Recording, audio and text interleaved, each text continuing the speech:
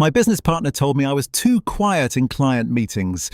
He said I needed to contribute more, assert myself, make my presence felt.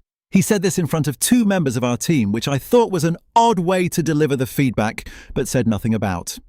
The following week, I contributed more. Marcus and I had built the consultancy together over 5 years. He was the front of house, the handshake, the pitch, the relationship. I was the back of house, the delivery, the methodology, the reason clients renewed their contracts year after year. It was a division that had worked well and that we had, I thought, both understood and respected. The dynamic had shifted over the previous year in ways I'd chosen not to address directly. Marcus had begun introducing himself as the founder of the firm rather than the co-founder. Our company's website had been updated. I'd noticed it one evening while checking something else, and my biography had been shortened while his had expanded. In team meetings, he had started using I where he'd previously used we. I had noticed all of this and had said nothing, because I am not by nature a person who enjoys confrontation, and because the business was performing well and I had told myself none of it mattered. The too quiet in client meetings comment mattered. Not because it was wrong. I am quieter than Marcus in those settings, always have been by design, but because of how and where he said it. In front of the team. Without warning, as though it were a performance issue being formally noted. I thought about it for a week. Then I decided to take his advice. The first meeting where I applied Marcus's feedback was with a long-standing client, a manufacturing firm we'd worked with for 3 years. I arrived having prepared thoroughly. I had reread all our deliverables for the quarter, reviewed the client's recent financial results, identified 3 areas where our work had measurably impacted their operations, and prepared a set of recommendations for the next quarter that I had not shared with Marcus in advance. I let Marcus open the meeting. Then, when he paused to invite the client's initial response, I began. I spoke for 11 minutes. I presented our quarterly impact clearly and specifically, referenced their financial results, made the 3 recommendations, and outlined what implementation would look like. The client's operations director turned to me and asked 4 detailed follow-up questions that I answered comprehensively. Marcus said very little for the rest of the meeting. In the car afterwards, he told me I'd dominated the session. I said I'd taken his advice about contributing more. He said there was a difference between contributing and taking over. I asked him to help me understand where the line was, since he'd been the one who'd told me I was on the wrong side of it. He didn't answer. We drove the rest of the way back in silence. The pattern continued over the following 6 weeks. I prepared for every client meeting with the same thoroughness. I spoke when I had something to say, which it turned out was often because I knew our work and our clients better than anyone and had simply been not saying so. Client satisfaction scores went up. Several clients specifically mentioned the depth of expertise the team was demonstrating.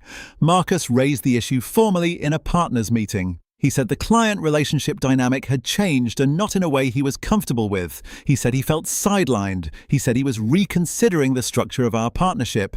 I said I appreciated him raising it directly. I said I'd been taking the feedback he'd given me in front of the team and applying it consistently. I said if the feedback had been wrong, or if he wanted to revisit how we divided responsibilities, I was very open to that conversation. I placed a folder on the table. It contained the client satisfaction scores for the past 6 weeks alongside the previous 12 months for comparison. Then I said I'd also been thinking about the partnership structure, and I had some thoughts of my own.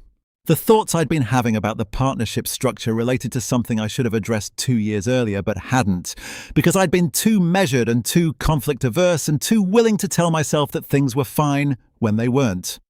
Our partnership agreement specified equal ownership, equal profit share, and a decision-making process that required consensus on major decisions. Equal.